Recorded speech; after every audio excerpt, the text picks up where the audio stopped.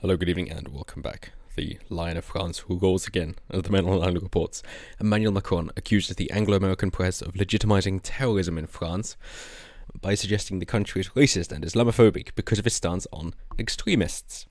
And it's nice to see a global power, if you will, a country leader speaking out about this kind of thing, and not the type that's going to get censored on Twitter, like Donald Trump, of course, but somebody who's actually speaking out and is taking direct action in line with his words as well, and saying, yeah, that's enough of your shit, thank you.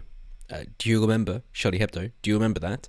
Because at that time, you guys were all saying, yeah, we've got to be more tolerant, and that includes allowing freedom of speech. And that means that the blasphemy laws are ridiculous. We're a secularist country. And yet now, times have changed, of course, because of critical race theory and identity politics that have now come into the fray. And so trying to say, yeah, well, we don't agree that people should be beheaded because of a drawing, now is unacceptable Islamophobia. As they go on, the French president has criticised foreign media coverage of recent attacks. Foreign media do not understand key French policy of laïcité, he said on Sunday. Macron also accused the international press of legitimising violence by attempting to put attacks in the context of racism and Islamophobia in France. And he's treading a fine line there. Because, of course, he's not saying that they're condoning the attacks. He's not saying that they are inciting violence against France or French people. Not quite. He is, however, explaining how the media from the Western world, the Anglo-American, if you will, hey, we'll just go with the Anglosphere, thank you very much. Although in this context, not sure if I want to be so proud about it, that it's saying, well, yeah, it's understandable why they did what they did, and it's your fault. It's basically the same victim blaming that the press get so outraged about when somebody else even suggests of doing something similar. And yet, of course, they're doing it. And this is what we see time and time again, that it is all about projection from the left. It always is. And so the same thing when they say, oh, it's because you're racist. So, oh, is that because you've got the soft bigotry of low expectations, that you don't think black people can do the same as white people because they're inferior? Yep, that's your projection. You're a racist. Or, for example, yeah, well, victim blaming is bad. You can't blame the victim of a crime for what happened to them. So, oh, is it because you're doing that against your political enemies? Yes, it is. So you're just trying to get in there before somebody else can point out exactly what you're doing. Right. So there are no morals whatsoever. It's just a power play. No bad tactics, only bad targets. That's what we're seeing here. So good on Macron for speaking up, and it's nice that it isn't just Donald Trump, especially considering he's got his own difficulties happening at the moment, trying to get actual recounts and actual audits, even though Georgia doesn't quite seem to be willing to play ball over there. And you might be saying, oh, well, the Pennsylvania lawsuit was lost. It's like, well, yeah, because the Supreme Court was leaning Democrat. So, of course, if it's escalated federally, that's when you'd expect to change. So, Emmanuel Macron has accused the press of legitimizing terrorist violence in France by suggesting the country is racist and Islamophobia because of his stance on extremists. The French president called the New York Times media correspondent Ben Smith to criticize the paper's English language coverage of France's stance on Islamist extremism in the wake of recent attacks in the country. In comments published in Smith's Sunday column, Macron argued that when France was attacked 5 years ago, every nation in the world supported us. So you've been taking notes out of Trump's book here. Definitely not every nation. What do you want about, Macron? So, he said, so when I see, in that context, several newspapers which I believe are from countries that share our values, that's your first mistake. When I see them legitimising this violence and saying that the heart of their problem is that France is racist and Islamophobic, then I say the founding principles have been lost. Thank you. Thank you so much. Yes, you're actually correct. And this is why people who would say they're patriotic, traditional, maybe even nationalist, if you wish to take out that edgy term, and put their nation first and say, we are a good country, we have many, many good, honourable founding principles, and that is what I wish to reignite and push forward into the world. You have people like that, and then of course they're branded as racist or xenophobic or sexist or anything like that. And thinking, no. This is about Enlightenment values. That is what we're talking about here. And sure, you could say it comes from a Judeo-Christian origin, by all means. But if so, you really have to cherry pick. And so a lot of people decide to just cut them off at the pass and say, no, Enlightenment.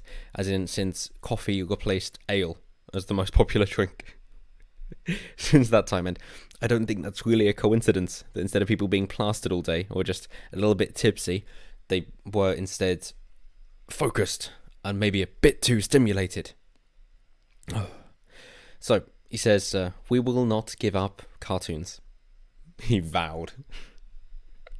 What a world we live in, where a vow is we will not give up on cartoons. We will not give up cartoons, rather. This isn't a scriptwriter or an animator. This is instead the president of France saying we will not give up cartoons.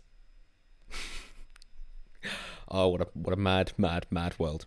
He said the fight of our generation in Europe will be a combat for our freedoms, Macron said, adding that he believed they were being overturned. Which they definitely are. So, hey, preach, brother. my French brethren, I know we've got quite a sordid history, but hey, at last, I'm agreeing with France. So as they go on to say, Macron's views have been called into question, not just in angry protest across many Muslim-majority countries, a number of which have also called for boycotts of French products. Oh no. No more selling French ham to Pakistan. But also by English-language newspapers and even international political allies. They're not allies. They're self-seeking narcissists. The Financial Times published an opinion piece by a correspondent that was titled Macron's War on Islamic Separatism Only Divides France Further. The paper later took down the column, citing factual errors.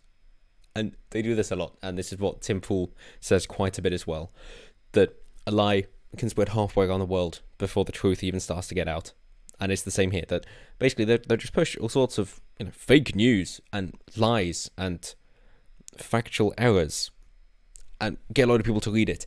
And then just very quietly retract it. Not so that anybody notices, but so they fulfill their legal obligation. And that's it. So that is how they propagate the lies again and again and again, as much as possible. So defending France's stance in a letter to the Financial Times, in which he denied stigmatizing Muslims, Macron wrote, France, we are attacked for this, is as secular for Muslims as for Christians, Jews, Buddhists, and all believers. Which is fair enough. Yep, you can come on over if you wish, but understand, in our country, and as the old English saying is, when in Rome, do as the Romans do. It's exactly the same. If you go into somebody else's sovereignty, whether it be their home or their country, then you abide by their rules and cultures. If not, then you're essentially just invading, because now you're barging your way in uninvited and forcing your way upon another person or another people. That's an invasion. So hey, perhaps then the Western press actually wants this Islamic invasion. At which point, just to wrap up, when we see so many feminists apparently actually liking Islam and supporting Muslims, and yet of course they're much more traditional and they don't take shit from their women, then you think, oh, is this actually, although you're trying to fight it, you're quite taken by these strong men and you quite like it, but you can't really admit that in public, so you're trying to find a way to hide it, even though you're just fighting biology.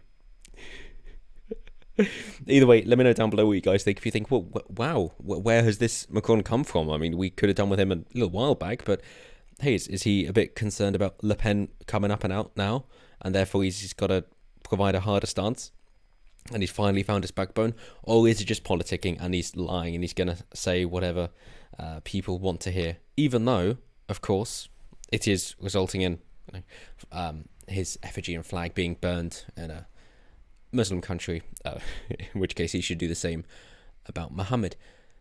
But Yes, as they say, Muhammad is extremely revered in Islam, which prohibits the depiction of animate objects, including people and animals. Visual representation of Muhammad or Allah are considered particularly egregious by some followers of the faith. Yes, as in punishable by death because that is what Muhammad instructed, as is written in the Quran and Hadiths. Yes. It's quite egregious by some followers. Yet anybody who agrees with what the Quran says and thinks that is actually the word of God, and that Muhammad was a prophet, that is their view. Otherwise, they're arguing with God. And I don't think they want to do that. But let me know down below what you guys think. Always intrigued to hear what you guys say. And as always, like, comment, share, subscribe. All the good stuff really does help me out a lot. Most of all, have a good one.